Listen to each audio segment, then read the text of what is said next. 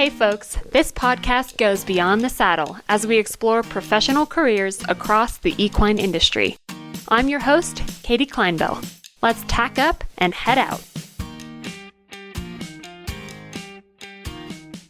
Dr. Wendy Koch completed her undergrad at University of Texas, Austin, and received her Doctor of Veterinary Medicine from Texas A&M University. After retiring from her career with the USDA as part of the Animal and Plant Health Inspection Service, she is now an animal advocate who is working with the Morris Animal Foundation to establish funds for equine behavior research. This episode of Beyond the Saddle is brought to you by the Morris Animal Foundation. Learn more about their equine studies and research by visiting morrisanimalfoundation.org.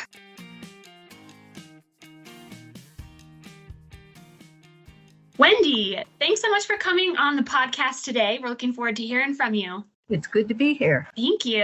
Well, let's start with our little game to kind of break the ice. I have would you rather. I have a couple of would you rather this or that questions. So whatever comes to mind, just pick which one you would rather do. There's no right or wrong answer. Would you rather have a set schedule or a schedule that changes every single day? I think I'd rather have a set schedule, but do different things every day.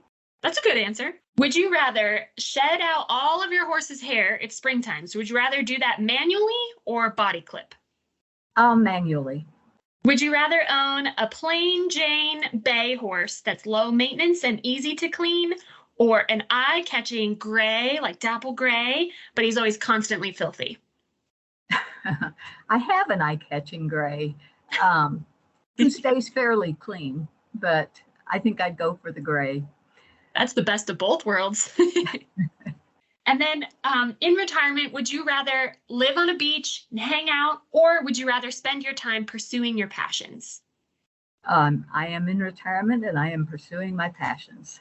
I love it. I love it. Well, great. Yeah, let's jump into who you are, what you have done in your career, and kind of what you're doing now. Talk us through what's going on for you, Wendy. As far as my career goes, I spent 30 years as a veterinarian working for the federal government in animal welfare enforcement. We enforced the Federal Animal Welfare Act, which unfortunately specifically defines horses as not being animals unless they're being used in biomedical research. So although I did some work with horses, I didn't do a whole lot of work with horses. The agency also enforces the Horse Protection Act, which is a law intended to stop the soring of Tennessee walking horses. And for those who are not familiar with soring, it's the practice of using chemicals or chains to cause pain to the front legs of horses so that they pick their feet up higher and win more ribbons. I actually opted out of being in Horse Protection Act enforcement because I believe that the agency is just legitimizing soring because we are not eliminating it. And when you say, if you're a person who soars horses and you can say, well, the federal agents were at the show and they didn't cite anybody, so obviously there was no soring going on, then people are going to believe you. And in fact, that wasn't true. And I just didn't want to see sore horses and not be able to do anything about it and make it possible for people to claim that they weren't soring horses when I knew that they were. Currently, the regulations involving horse protection enforcement are being rewritten to involve more veterinarians. Currently, there's both veterinary and non-veterinary inspectors. And I think everybody believes that if we involve only veterinarians, maybe the enforcement will be better. So that would be a possible job for somebody who wants to get into the equine industry. So after my career, I'm still interested in animal welfare, but I now have the opportunity to get back to horses and behavior, which has always been my real interest. And what I am doing at this point is trying to educate people in equine behavior and welfare and also promote research in equine behavior and welfare. Good for you, following your passions, continuing to make the industry a better place. I do have like a follow-up question about your career because what you outlined there, talking about the Federal Animal Welfare and Horse Protection Acts, I mean, that's heavy, right? Like those are very important topics, very heavy for you to be involved in. How did you navigate what you believe to be right morally and maybe what was best for your career? Because I imagine at times that was a tricky choice. It was. If you work for the federal government, no matter what level you're at, it's a political job. So, how successful we were in promoting animal welfare depended on who was in the White House. There were years when it was a very good job, and there were years when it was a very frustrating job. The leaders of the agency would be having to tell us to back off some of the things we were doing. And I always saw my role really as being the person who continued to advocate for the animals. So when the leaders would tell us to back off on something, I would give them all the reasons why we shouldn't. And sometimes it worked and sometimes it didn't. But it kept me from feeling as though, my morals were being violated in that I would see things that I didn't think should be happening, and there would not be anything I could do about it. Sure. Oh, I can only imagine. Well, that's kind of converse to what you're able to do now. So talk to us a little bit more about the education and the research that you are doing now to help horses and help people understand horse behavior and welfare. I am not actually doing research, but what I am doing is working with Morris Animal Foundation to promote research in equine behavior and welfare.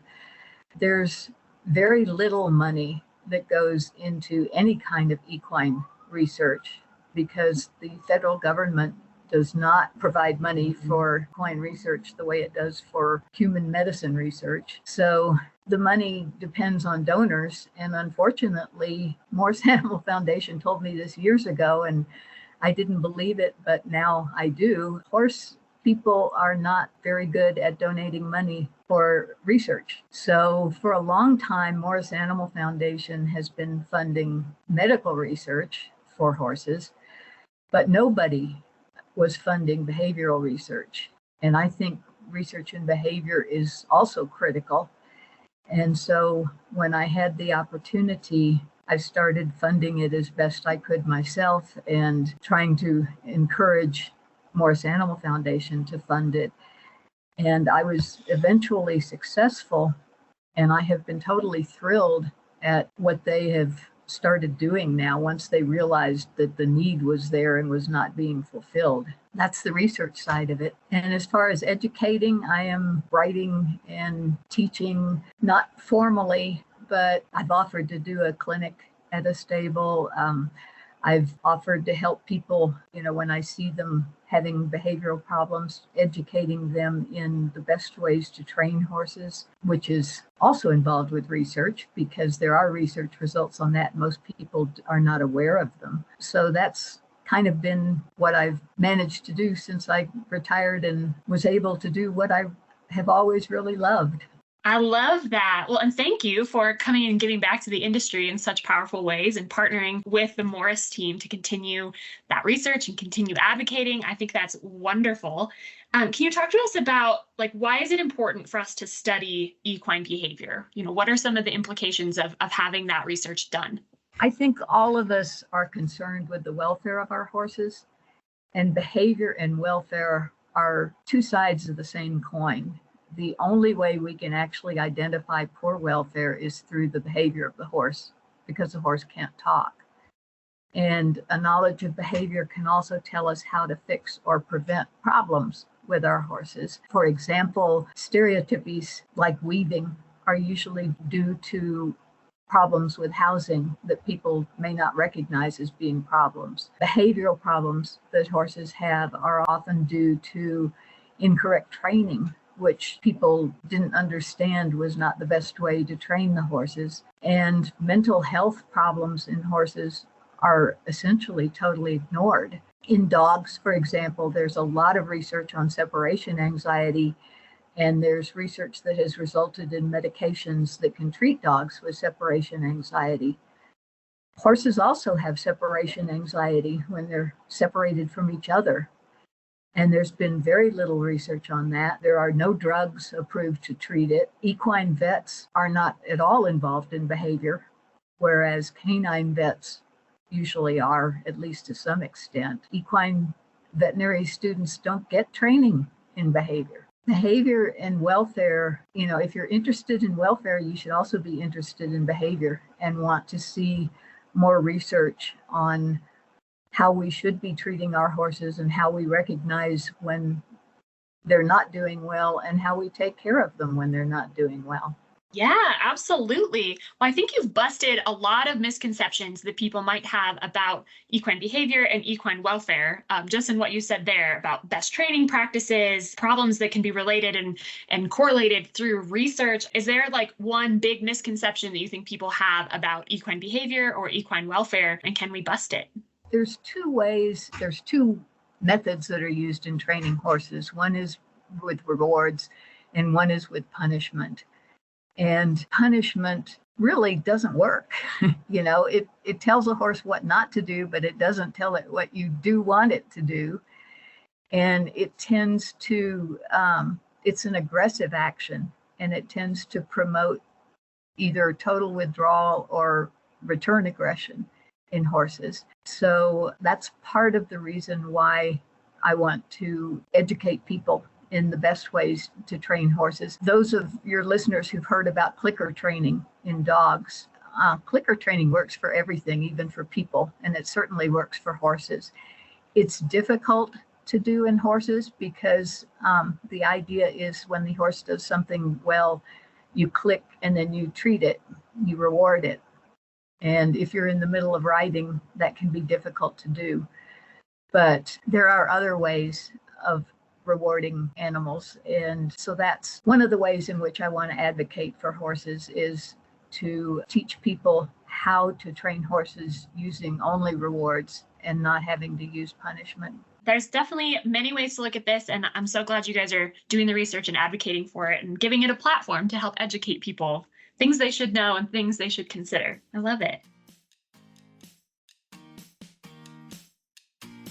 Since 1959, Morris Animal Foundation has invested over $21 million in more than 525 equine studies. With the support of horse enthusiasts and animal lovers everywhere, the foundation funds studies that address critical equine health concerns, including colic, laminitis, infectious and genetic diseases, cancer, pain, metabolic syndrome, and behavior, leading to advances in prevention, diagnostics, treatments, cures, and welfare policy. Learn more and donate at morrisanimalfoundation.org.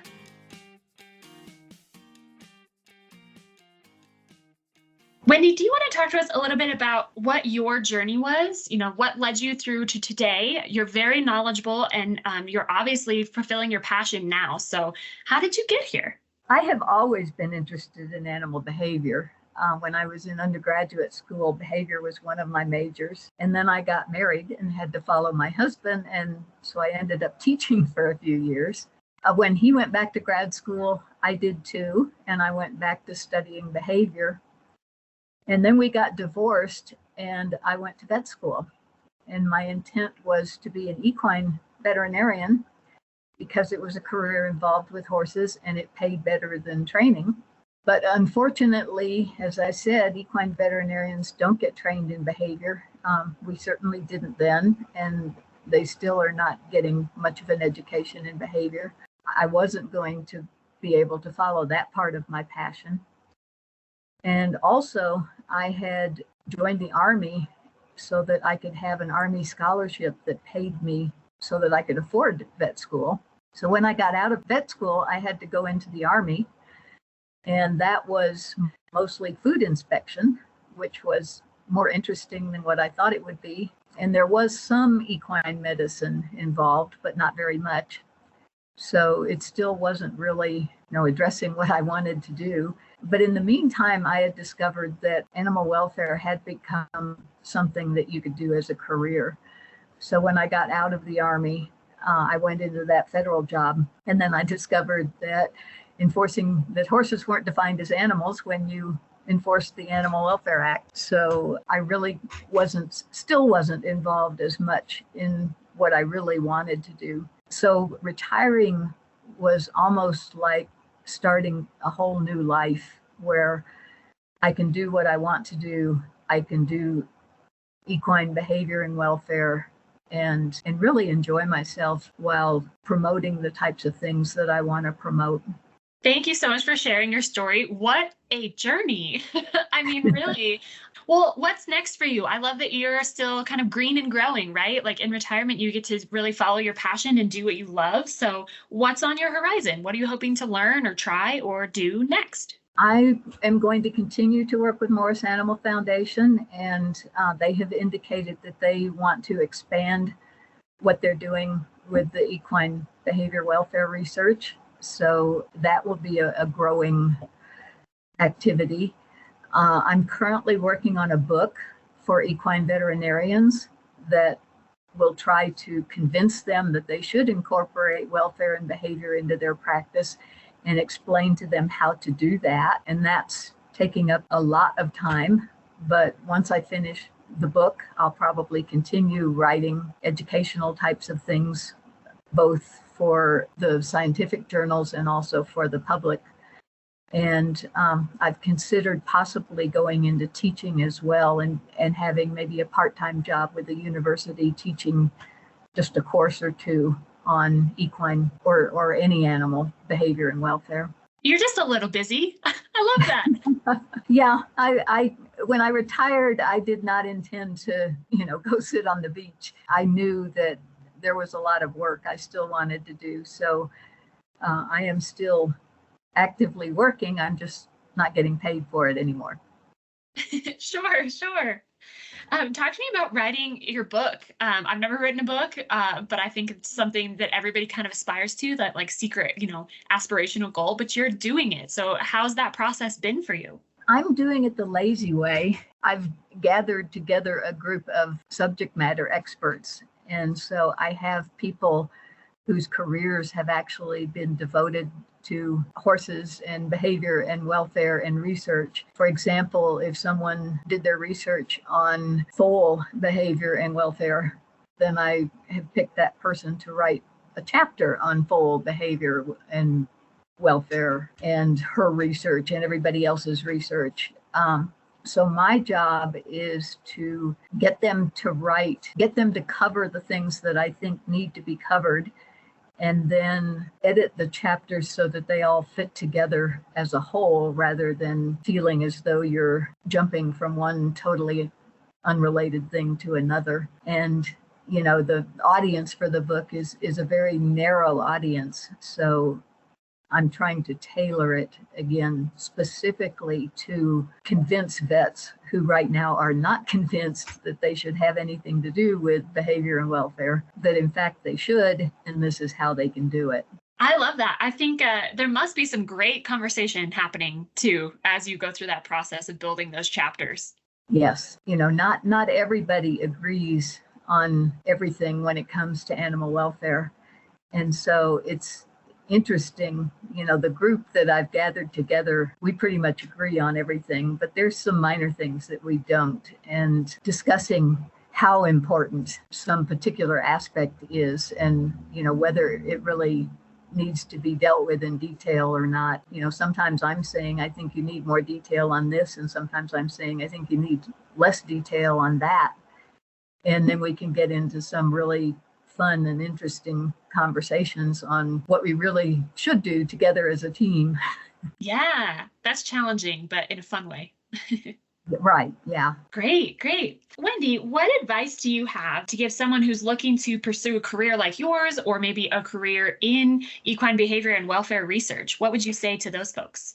I've actually thought about this to some extent. And what I would like to do is to encourage people to go into the career of being an equine behavior vet, which is a career that doesn't exist. It's the career I wish I could have had. But even now, all these years later, it still doesn't exist. It's a career, the career field would be called applied behavior. the behavior that I studied was theoretical behavior. So, and people would still need to study that, but they'd also need to study applied behavior. And then, of course, they'd also need to go to vet school. And if you want to go to vet school, there's a lot of things you need to think about early on. You need to be a good student or you're not going to get accepted. You're going to have 8 years of college. So you need to plan on that and on how you're going to finance it. And you need to understand that when you get to vet school, what you're going to be trained in is physical health, not the mental health side. So you're going to need to get your applied behavior training somewhere other than vet school. And once you put all of that together, then you're going to need to be able to sell yourself, because the problem right now is that we're in kind of a vicious circle. People don't think of veterinarians when they're having behavior problems with their horse, so they don't go to the vet with the problem. So the vets who might be interested in getting into equine behavior don't, because you can't make a living in equine behavior as a vet because people don't come to the vet with their equine behavior problems. What we need are people who are willing to make their living doing the physical health side of things as a veterinarian, but also educate their clients that vets can also help with the mental health problems, with the behavioral problems that the horses have. If it works as it did with dogs, eventually we will get to the point where somebody can make a living as an equine behavior vet. And, you know, you're still involved in the physical health side of things because sometimes, well, actually quite often, a behavioral problem will have a physical reason behind it. But I would like to see the field of equine behavior become a veterinary field. Hope that maybe some people will get interested. And there are ways that you can actually make money in equine behavior. You could go into equine behavior research, either as a veterinarian or not as a veterinarian, or you could work for a nonprofit that does equine welfare. And the equine welfare nonprofits vary in how well educated they are in training. So that would be a field where someone who had a good applied behavior education would be very helpful to the equine welfare nonprofits. I love this vision of the industry. I hope it comes to fruition, and I hope it's not that far around the corner. I'm doing what I can. This is great. Well, let's talk about your horses. So you mentioned that you have a dapple gray. So tell us more. Tell us about your horses. She is a 28-year-old gray Andalusian Arab cross. I've had her for 25 years. She's my third pet horse, and it's apt that she is gray because she has a black and white temperament. She is either hyper anxious or she's napping. There's nothing in between. She's scared of practically everything, but when she's not being scared, she's totally, absolutely relaxed, taking a nap while waiting for you to decide what you're going to make her do next. She was my dumping horse until she did the world's most spectacular spook and totally destroyed a tendon in her left front. And so now she's my trail riding horse, for which she is totally unsuited because she's afraid of everything in existence. But we are persisting, and I think she's never not going to be afraid. I mean, that's just a part of her brain, but she's learning to work through it. And there's times when I am very proud of how she handles being afraid of something and still doing what I want her to do. And because her owner is a behaviorist and enjoys training for the sake of training, she is probably fairly unique in that she's learned to do things like painting and fetching and yawning on command and other things that I just decide that I'm going to teach her, in addition to the more useful things that people teach their horses. That's so fun. Okay, how does she paint? That sounds great. Well, we started kind of like finger painting. I would put paint on her nose and hold up a piece of paper, and she would rub her nose on the paper. And so we had things that were kind of like finger paints that kids do. And then I decided that there was no reason why I couldn't teach her to use a paintbrush. So I did. So she paints either way. How cute. Oh my gosh, I love that. I'm going to have to see some of her artwork. I have videos on YouTube of her painting and fetching and backing into her stall. And if people want to see the videos, I think if you go to YouTube and just search on Tori horse, you can find them. And Tori is spelled Tori. Love it. Is that her name, Tori? Yes. I love it. Well, I feel like I know her already. I was going to say, you painted such a beautiful picture of her, and I feel like I know her. And then you told me she paints, and I was like, oh my gosh, that is so perfect. Right. Yeah. She, one Christmas, I asked her to paint a Christmas tree for me. And my intent was just to give her some green paint and have her put that in the middle of the page and give her some red paint and have her put it around the edges. But she actually painted something that looks like a Christmas tree. And so I use that now at Christmas time when I send out Christmas greetings to people. I send out Tori's Christmas tree. I love that so much. Oh my goodness. Well, you've done some amazing things with your own horse and you're helping the industry in so many ways. So can you share what is your most memorable moment with horses? The thing that comes to mind actually has to do with Tori and with her being the anxious horse that she is. And it actually has to do with training her to back into her stall. When I first started training her to do things like that, she hated it. She would get this expression on her face that was just like, oh no, you're going to ask me to think, and I don't understand what you want me to do, and I can't do it. And please just tell me what you want me to do and don't make me go through this. I hate this. So when I was training her to back into the stall, at first we did the easy thing where I just positioned her and all she had to do was back up straight.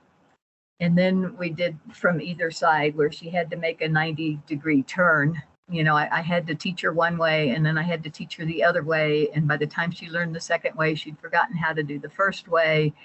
And so there was a lot of, Tori, you can do this. Look, this is how you do it. You can do it. And then one day she was standing outside of her stall waiting for me to put her up.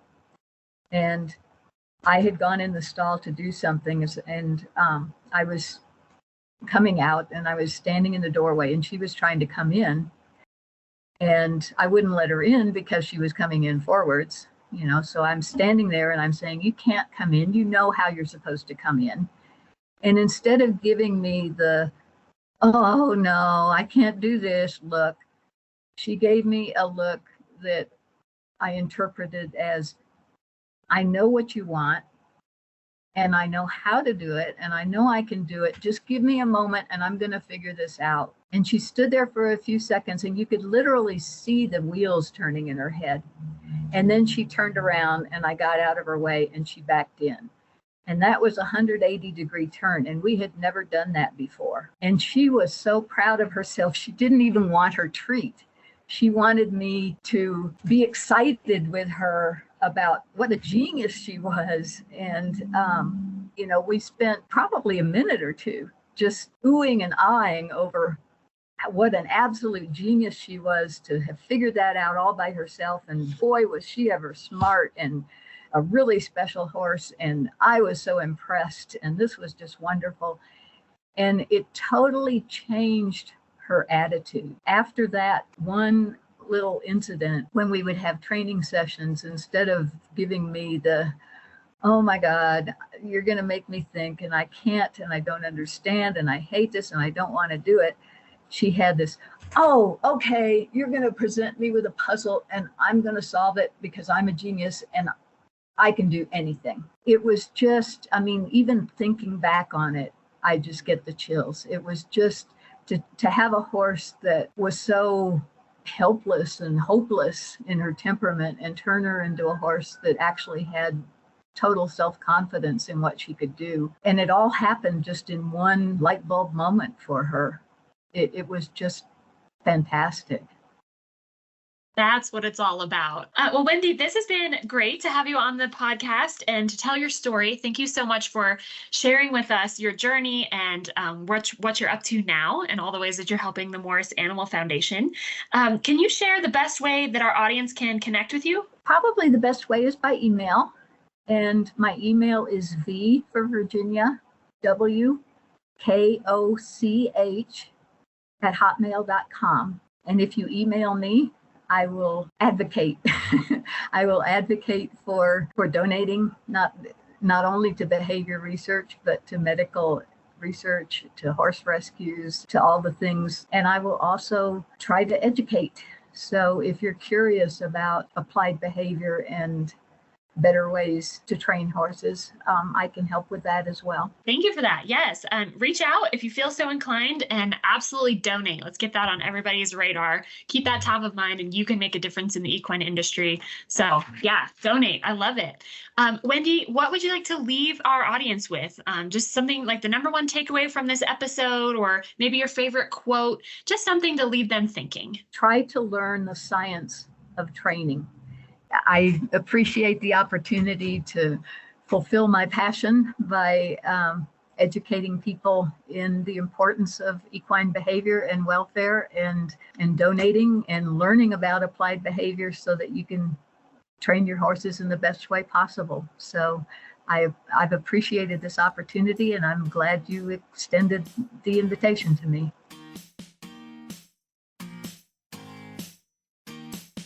Thanks for riding along. Know someone that would be great to interview? Have questions you'd like answered on the podcast? Send me an email at beyondthesaddlepodcast@gmail.com or join the conversation on social media. You can connect with us and learn more about the Beyond the Saddle podcast by following us on Facebook and Instagram at Beyond the Saddle Podcast. Find more episodes anywhere that you get your podcasts, such as Apple Podcasts, Spotify, Stitcher, and more. Beyond the Saddle is a production of the Equine Podcast Network, an entity of the Equine Network.